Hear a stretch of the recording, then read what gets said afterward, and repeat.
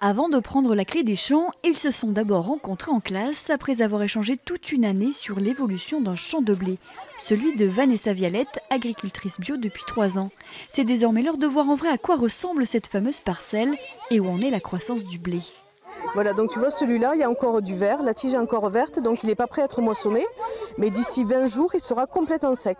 Par contre, tu peux le prendre chez toi puisque le grain est déjà formé, tu le fais sécher.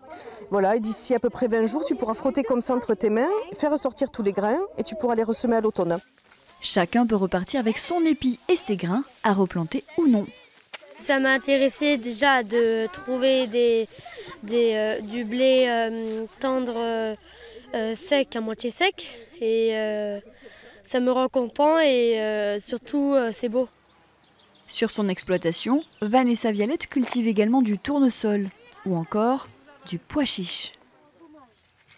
Ça se mange pas ça là. Les pois chiches? Les fleurs? Oui. Alors la plante en elle-même ne se mange pas, mais par contre la graine de pois chiche se mange. Voilà, et là c'est à destination humaine, c'est-à-dire que ce sont les êtres humains qui mangent les pois chiches. Je croyais qu'en fait c'était beaucoup plus petit, qu'il n'y avait pas tout ça et que je savais pas que c'était des feuilles comme ça.